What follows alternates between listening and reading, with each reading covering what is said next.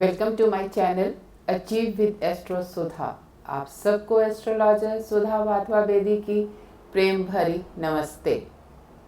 आज के एपिसोड के अंदर हम राहु की पोजीशन 4th हाउस के अंदर क्या रिप्रेजेंट करती है और उसके जो स्पेशल एस्पेक्ट्स हैं वैदिक एस्ट्रोलॉजी में उसका क्या इफेक्ट रहेगा उसके ऊपर बात करेंगे। ये जानने के लिए पहले ये जानना ज़रूरी है कि क्या राहु हमारे 4th हाउस में है और उसके जो स्पेशल एस्पेक्ट्स हैं अपने से 5वें, 7वें और 9वें घर के ऊपर वो कहाँ कहाँ पे रहेंगे, और साथ ही साथ राहु क्या रिप्रेजेंट करता है और 4th हाउस क्या रिप्रेजेंट करता है, इसके बारे में हम बात करेंगे। तो सबसे पहले ये देखने के लिए कि क्या राहु 4th हाउस में है, स्क्रीन के ऊपर एक चार्ट है जहाँ पे आप देख रहे हैं कि 1st हाउस के अंदर नंबर 1 लिखा है और एंटी क्लॉकवाइज चलते हुए हम 12 तक आ रहे हैं। जहाँ पे नंबर 4 है वहाँ पे राहु प्लेस्ड है। इसका मतलब ये 4th हाउस है।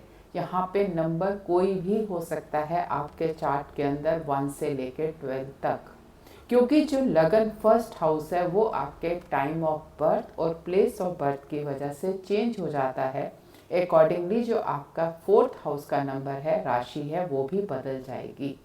लेकिन एस्ट्रोलॉजी में, वैदिक चार्ट में ये जो पर्टिकुलर प्लेसमेंट है ये फिक्स्ड है, कंसीडर्ड एज 4th हाउस।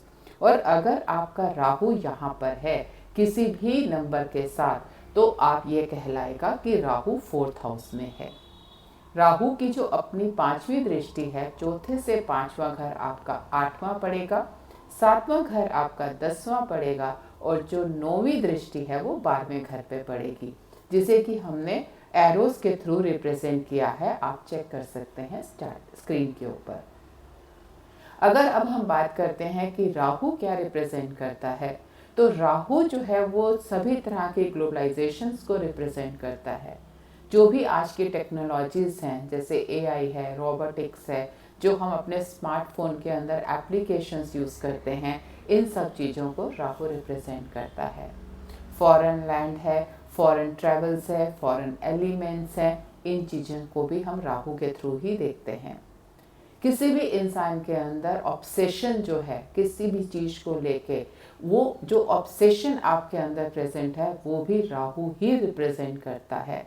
साथ ही साथ राहु जहाँ पर भी बैठता है या जो भी प्लैनेट उसके साथ कनेक्ट हो जाता है, उसका बहुत ज़्यादा इफेक्ट राहु के ऊपर रहता है। फॉरेन कल्चर का इन्फ्लुएंस, लाइक आपको बहुत ज़्यादा इंटरेस्ट होता है नेटिव को टू नो कि what does the foreign culture says. जैसे अगर हम कहते हैं कि आप इंडिया में रह रहे हैं, तो आपके ऊपर यूरोप का कल्चर क्या है ये जानने की बहुत इच्छा रहती है। उसका इन्फ्लुएंस आपके ऊपर रहता है, आप उस तरह से अपने आप को काम करना चाहते हैं। अगर कोई यूरोप का है तो उसको मे बी इंडियन कल्चर या कोई भी culture which is outside that place, वो बहुत इन्फ्लुएंस करता है उसकी लाइफ को, and they want to act according to that. जो आपके अंदर क्लेवरनेस है, शार्पनेस है, वो भी आपका राहु रिप्रेजेंट करता है, क्योंकि राहु जो है वो शॉर्टकट मेथड्स को देखता है किसी भी काम को अचीव करने के लिए। उसको लॉन्ग मेथड्स या hard work that is not, आप कह सकते हैं कि पसंद नहीं है। It always use it's mind, sharp mind की या क्लेवरनेस की, मैं इस चीज़ को कैसे अटेन कर सकता हूँ छोटे से छोटे रूट के साथ। तो वो जो शॉर्टकट मेथड्स हैं या जो क्लेवरनेस है किसी भी नेटिव के अंदर, वो भी जो है हम राहु के थ्रू ही रिप्रेजेंट करते हैं। और किसी भी तरह की curiosity to know the things, वो भी राहु हमारा रिप्रेजेंट करता है। और नई चीज़ों को सीखने की जो बहुत इच्छा रहती है किसी इंसान में, that is also represented by the Rahu. Now coming to the third point कि 4th हाउस हमारे वैदिक एस्ट्रोलॉजी में क्या रिप्रेजेंट करता है, तो उसे हम सुख स्थान कहते हैं, जो चौथा घर है। ये घर है आपकी मदर का, आपकी मदर के इमोशंस का, या इमोशनल बॉन्ड आपका जो अपनी मदर के साथ होगा, उससे हम जो 4th हाउस से देखते हैं। सभी तरह की प्रॉपर्टीज़, रियल एस्टेट्स, व्हीकल्स, ये सब भी जो हैं आप 4th हाउस से ही देखते हैं। जर्नल हैप्पीनेस भी 4th हाउस से देखी जाती है। मैरिटल हैप्पीनेस भी 4th हाउस से रिप्रेजेंट होती है। साथ ही साथ आपके स्पाउस का जो प्रोफेशन है वो भी 4th हाउस से देखा जाता है, क्योंकि ये 10th हो जाता है फ्रॉम 7th हाउस। तो जब ये वाला राहु आपके 4th हाउस में आके बैठ जाता है, तो आप ये कह सकते हैं कि ये आज के 21st सेंचुरी के अंदर बहुत ही अच्छी प्लेसमेंट है, मार्वलस प्लेसमेंट है।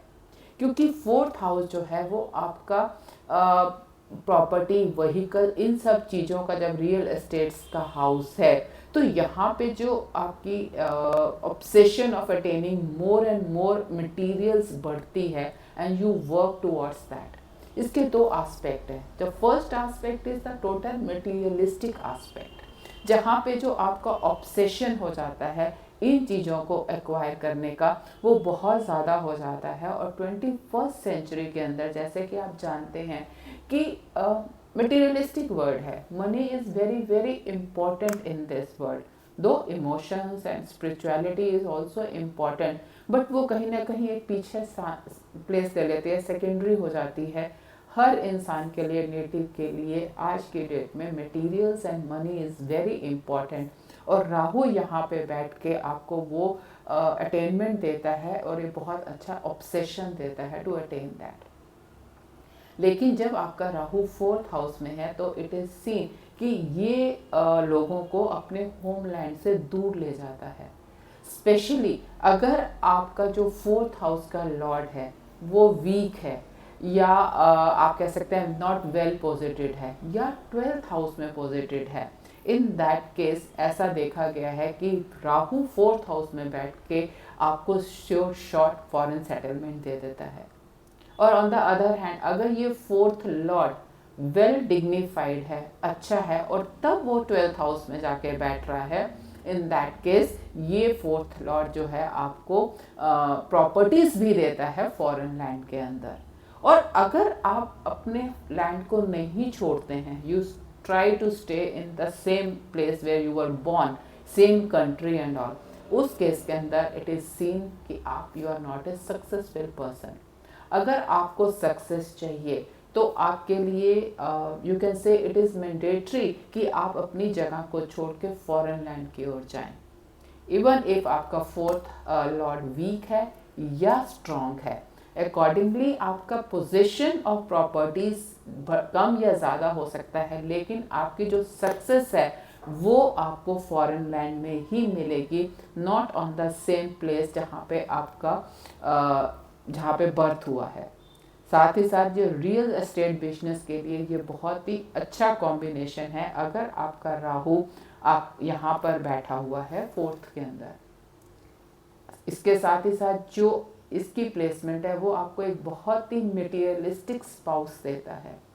जो आपका स्पाउस है उसका inclination towards money and materials बहुत ज़्यादा होता है, इंस्टेड ऑफ जो उसका फोकस ऑन रिलेशनशिप एस्पेक्ट है वो उतना नहीं होता in comparison to money. They are very money minded spouses they get, क्योंकि जब भी कोई मैलेफिक 4th हाउस के अंदर बैठता है तो ये एक तरह का नॉट ए गुड कॉम्बिनेशन अगर हम मैरिड लाइफ की सिचुएशन के बारे में, रिलेशनशिप के बारे में बात करें या इमोशंस के बारे में बात करें। क्योंकि आई टोल्ड ये दो एस्पेक्ट हैं। आपका 4th हाउस के अंदर आपका मदर इमोशंस, मैरिटल हैप्पीनेस, ये सब भी देखी जाती है। ऑन द अदर हैंड आपकी रियल एस्टेट, प्रॉपर्टीज, व्हीकल्स, ये सब भी हम 4th हाउस से देखते हैं। तो राहु जहाँ पर भी बैठा है वहाँ का मटेरियल्स के साथ तो उसका बेस्ट कॉम्बिनेशन हो जाता है। They are the best friends to each other, और वो गेन तो है ही है। लेकिन अगर हम मैरिटल रिलेशनशिप की बात करें तो then the relations are not cordial in this case. आपका being malefic in the 4th and especially that Rahu and having a materialistic spouse मतलब होने की वजह से आपके जो रिलेशनशिप्स हैं वो इतने अच्छे नहीं होते। ऑल्सो आपके रिलेशनशिप विद योर मदर, जो एक नरिशमेंट आपको अपनी मदर से मिलनी चाहिए, नर्चर मिलना चाहिए, वहाँ पे भी वो आप लैक करते हैं। रिलेशनशिप भी इतना इमोशनल जो कनेक्ट है वो भी उतना अच्छा नहीं होता, जो कि एक मतलब with some other benefic planets you receive that. Now coming to the aspect, जब राहु अपनी 5वीं दृष्टि दे रहा है 8वें घर पे, then it is an house of sudden ups and downs. तो ऐसे लोगों की लाइफ के अंदर कभी भी कुछ भी होने हो जाता है, the life is not at all stable. मतलब बहुत ज़्यादा उतार चढ़ाव देखने को मिलते हैं, sudden things comes in their life which create lot of issues.